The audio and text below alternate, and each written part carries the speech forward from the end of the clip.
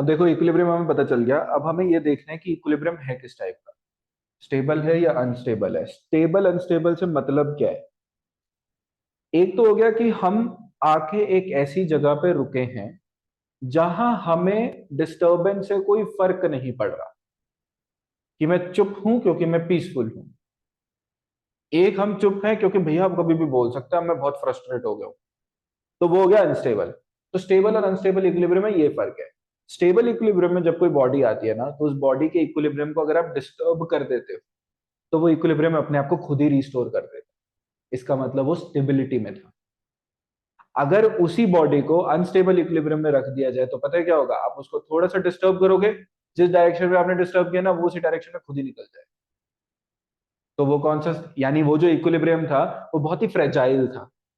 मतलब वो इक्विलिब्रियम बना ही एक तरीके से टूटने के लिए था, बस कोई तोड़ने वाला चाहिए। तो ऐसे इक्विलिब्रियम को हम क्या कह देते हैं? Unstable equilibrium. तो अगर थीटा इक्वल टू 0 और पाई पे इक्विलिब्रियम आ रहा है, तो इनमें से एक इक्विलिब्रियम ऐसा होगा जो स्टेबल होगा और एक इक्विलिब्रियम ऐसा होगा जो अनस्टेबल होगा। अब देख लेते हैं कैसा। सपोज करो मैं यहाँ पे इसको जूम कर रहा हूं, ये व्हाइट वाली कंडीशन को देखो, ये वाला। इसमें तुम देखो कि अगर हम इक्विलिब्रियम को डिस्टर्ब करेंगे तो क्या होगा। अभी जो थीटा की वैल्यू है ना, थीटा की वैल्यू हो गई है 0। क्यों? क्योंकि डाइपोल मोमेंट वेक्टर जो है वो अलोंग द फील्ड आ गया। इक्विलिब्रियम है, पाई होता तो भी इक्विलिब्रियम होता। अब बस ये देखना है कि इक्विलिब्रियम को डिस्टर्ब करने पे क्या पता चलता है। अगर तो इक्विलिब्रियम डिस्टर्ब करने के बाद भी बना रहता तो कौन सा हुआ? स्टेबल। और डिस्टर्ब करते ही टूट गया तो क्या हुआ? अनस्टेबल हो गया। ठीक है। अब मैं ना थोड़ा सा इसको डिस्टर्ब करता हूँ। सपोज मैं क्यू चार्ज को ना इधर ले आता हूँ, इसको अलग कलर में बना देता हूँ, ग्रीन में बना देता हूँ। मान लो क्यू चार्ज इधर आ गया। अब इक्विलिब्रियम देखते हैं ना, तो बता रहा हूँ, छोटा सा इसको मैं डिस्प्लेसमेंट देता हूँ टुवर्ड्स लेफ्ट, और क्यू चार्ज इधर आ गया। ऐसे ही माइनस क्यू चार्ज जो है ना वो इधर आ गया। जैसे ही मैं इसको थोड़ा सा डिस्टर्ब करके एंगुलर डिस्प्लेसमेंट देके छोड़ूंगा, मैंने तो डिस्टर्ब किया ये देखने के लिए कि इक्विलिब्रियम बना रहेगा कि नहीं बना रहेगा। अब देखते हैं क्या होगा। माइनस क्यू चार्ज जो है, it will experience a force opposite to the field. तो माइनस क्यू चार्ज जो अब यहाँ पे आ गया है और प्लस क्यू चार्ज यहाँ पे आ गया है, माइनस क्यू चार्ज पे फोर्स लगेगा ऐसे, प्लस क्यू चार्ज पे फोर्स लगेगा ऐसे। डाइपोल एक्सिस जो नया वाला है वो हो गया ये। अब देख रहे हो कि एक टेढ़ा सा एक्सिस था इस तरीके से, उस पे एक पे फोर्स ऐसे लग रहा है, एक पे फोर्स ऐसे लग रहा है, तो टॉर्क बनेगा, टर्निंग इफेक्ट आएगा। अब देखो ये टर्निंग इफेक्ट जो है ना, ये ऐसे आएगा कि प्लस क्यू, जैसे इधर देखो ये फोर्स इसको इधर लेके जा रहा है और ये फोर्स इसको इधर लेके जा रहा है। इस फोर्स का जब मैं कंपोनेंट बनाऊंगा ना, एक अलोंग द एक्सिस और एक ऑपोजिट टू द एक्सिस, तो देखना कैसे बनेगा। एक अलोंग द एक्सिस वाला ये कंपोनेंट बना, सॉरी ऑपोजिट बोल दिया मैंने, परपेंडिकुलर टू द एक्सिस वाला ये बन गया। एक अलोंग द एक्सिस ये बन गया, एक परपेंडिकुलर टू द एक्सिस ये बन गया। जो अलोंग वाले हैं वो तो एक दूसरे को नलिफाई कर देंगे, लेकिन देख रहे हो परपेंडिकुलर वाले जो हैं वो वापस इनको वाइट वाले पॉइंट्स पे लाने की कोशिश करेंगे। तो अगर आप इस डाइपोल को थोड़ा सा डिस्टर्ब करोगे तो ये डाइपोल वापस अपनी ओरिएंटेशन को रीगेन कर लेगा। समझ में आया? इसका मतलब ये जिस इक्विलिब्रियम में था वो कौन सा इक्विलिब्रियम था? Stable equilibrium. तो theta equal to 0 is the orientation for stable equilibrium. बात समझे? तो जरा अगले पैराग्राफ में लिखो, जो अभी तुमने लास्ट लिखा था ना, लास्ट लाइन जो लिखी है उसके अगले पैराग्राफ में लिखो। देखते हैं।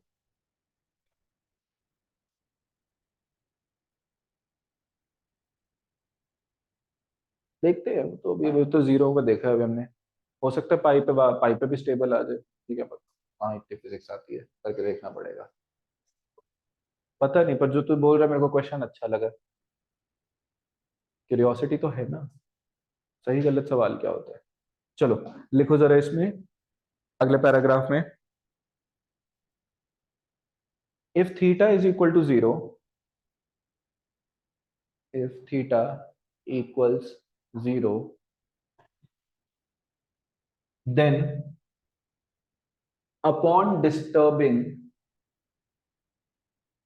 then upon disturbing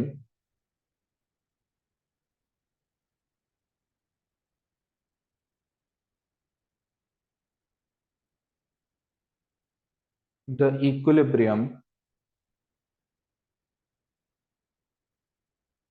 upon disturbing the equilibrium, the dipole experiences a torque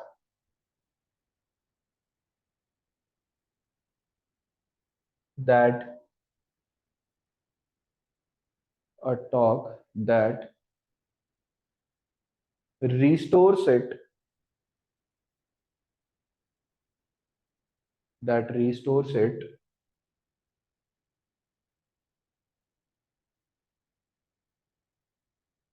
along along काट दो, that restores it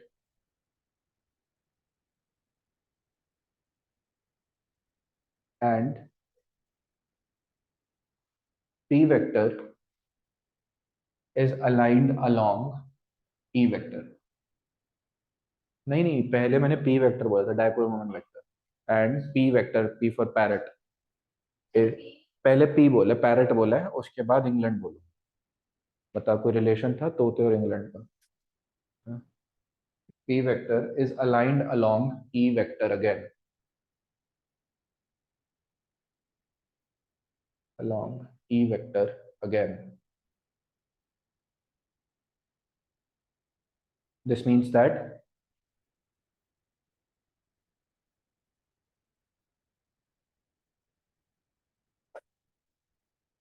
the equilibrium was stable. This means that the equilibrium was stable. ठीक है, इसके बाद अब दूसरे वाला देखते हैं, थीटा इक्वल टू पाई वाला। अब मैं इधर ध्यान देते हैं, अब हम इधर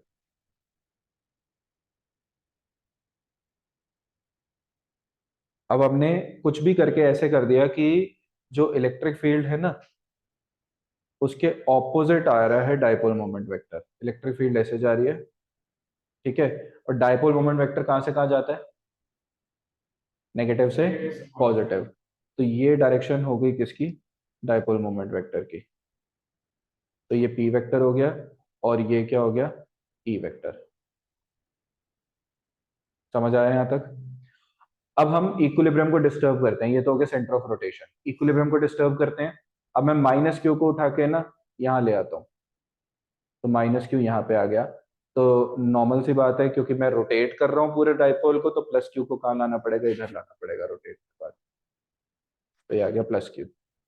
ठीक है, अब जैसे ही तुम प्लस क्यू पे फोर्स की बात करोगे, प्लस क्यू पे जो फोर्स आएगा वो अलोंग द इलेक्ट्रिक फील्ड आएगा, मतलब ऐसे, क्योंकि पॉजिटिव चार्ज है। और माइनस क्यू पे जो फोर्स आएगा वो ऐसे आएगा, जिसकी वजह से डाइपोल में जो अब नई रोटेशन आएगी ना, वो उसी डायरेक्शन में आएगी जिस डायरेक्शन में हमने उसको डिस्टर्ब किया था। देखो हमने कैसे डिस्टर्ब किया था, इस वाले को चेक करो, एंटी क्लॉकवाइज।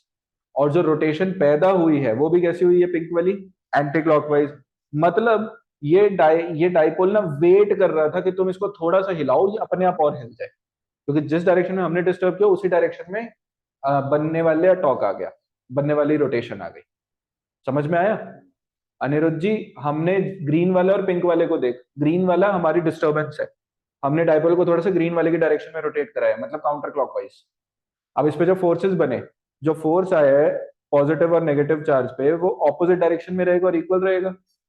पॉजिटिव वाला जो चार्ज है वो नीचे है, उसकी डायरेक्शन ऑफ मोशन क्या है, डायरेक्शन ऑफ फोर्स क्या आई है? Along the field. देख, यही तो है। समझ आ रहा है?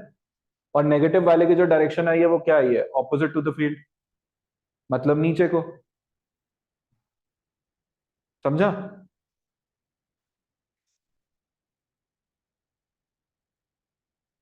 वही तो बता रहा हूं, हमने हल्का सा डिस्टर्ब किया। अब तू कहीं पे भी रख दे, negative charge opposite to the field और positive charge along the field ही जाना चाहेगा ना। अभी भी वो जा रहा था, उससे पहले भी यही था कि नेगेटिव चार्ज पे जो फोर्स लग रहा था वो ऐसे लग रहा था, पॉजिटिव चार्ज पे फोर्स लग रहा था वो ऐसे लग रहा था। बट ये दोनों फोर्सेस अलोंग द लाइन थे, तो इसीलिए इनका कोई रोटेशन इफेक्ट नहीं आया। ठीक है, अब दोनों अलोंग द लाइन नहीं है, क्योंकि डाइपोल एक्सिस देखिए रहा, ये नेगेटिव ये पॉजिटिव, ये देखिए रहा डाइपोल एक्सिस। ठीक है, ये वहीं रहेगा।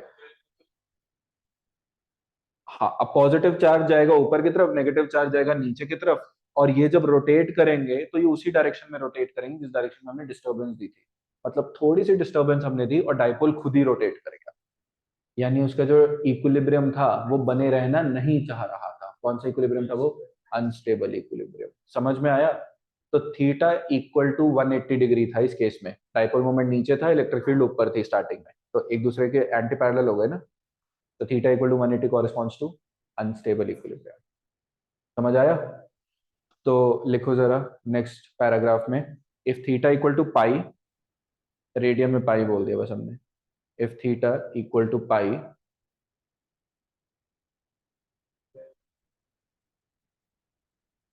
then upon disturbing the equilibrium,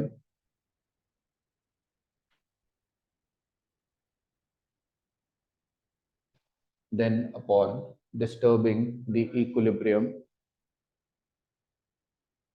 the dipole experiences a torque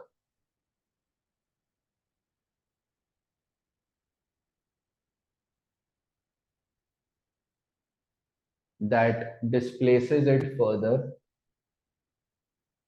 that displaces it further in the direction of disturbance, in the direction of disturbance,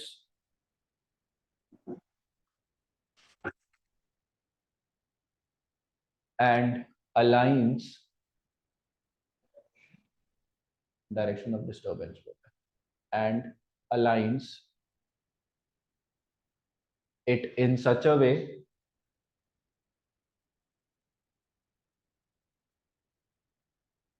that Patna vector, P vector, अबे वो पी और ई में confuse हो जाते हो तुम लोग, इसलिए बोला Patna, such that P vector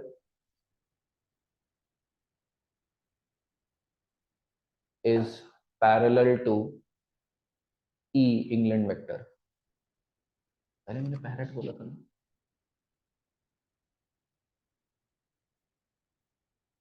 E vector, thus theta equal to pi corresponds to unstable equilibrium।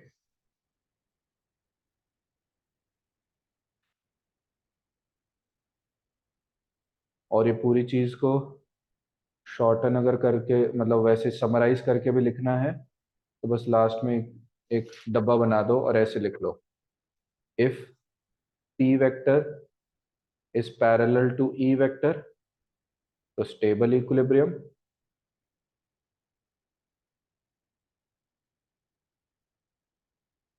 And if p vector is parallel to negative of E vector. समझ रहे हो कैसे? नेगेटिव ऑफ E मतलब E के ऑपोजिट।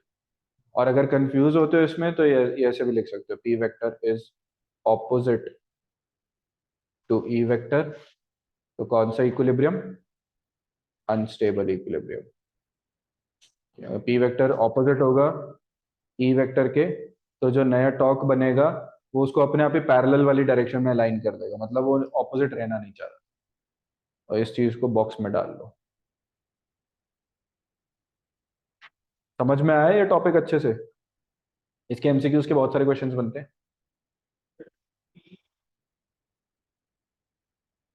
ना ना, p parallel होने का मतलब थीटा जीरो है ना।